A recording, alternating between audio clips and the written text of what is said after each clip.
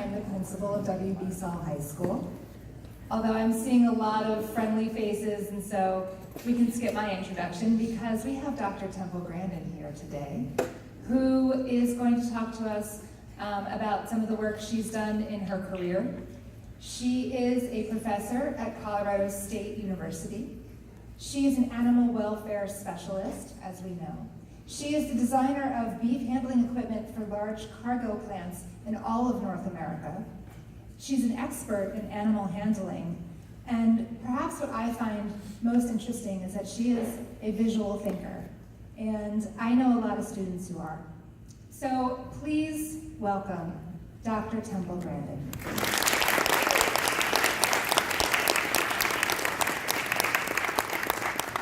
Great to be here. There are a lot of things to think about. And I'm a student that originally didn't come from an ag background. And one of the things I get asked all the time is how do you get interested in the career that you went into? And I got interested in beef cattle because when I was 15, I went to my aunt's ranch out in Arizona. Originally came from Massachusetts. You get interested in stuff that you experience. You're going to find out, do you like it? Do you hate it? One of the questions that came up in the lunchroom is how did you get from psychology to animal science? Well, I got into psychology because when I was in high school, I had a very interesting experimental psychology class. And that I wanted to study optical illusions. And if you watch the HBO movie, I was very interested in optical illusions, and I made an optical illusion room. I actually did that. And the work that I did with that actually helped me with my animal science, because it started making me think about what the cattle see. So all through my career, what have I done? I've done design work for all the large Cargill beef plants, designed their stockyards. You can look at that on my website on Grandin.com. You can look at it. And I think that's doing pretty good for somebody they thought was retarded and wouldn't amount to anything. Well, you gotta work hard. I understand here that you can go on to community college here for free, and it's pretty easy to get into Penn State's ag program. I would certainly go that route. That's a very fine school.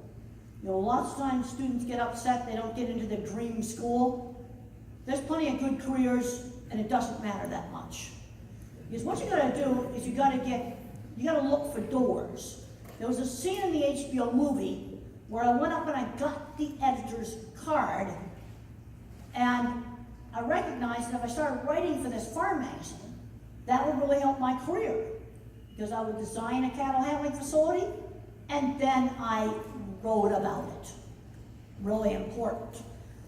And when I first started out, I didn't know other people weren't a visual thinker.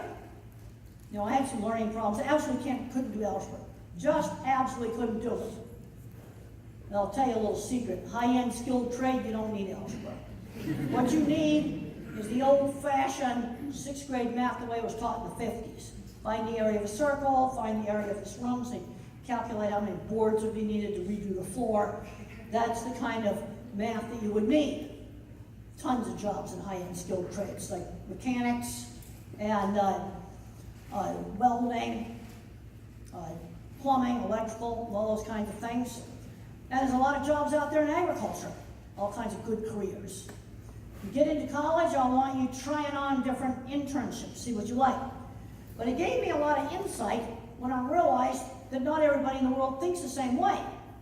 Some people are a visual thinker, thinking pictures like me, which the movie showed. There's other kids that are a mathematical thinker. They're thinking patterns.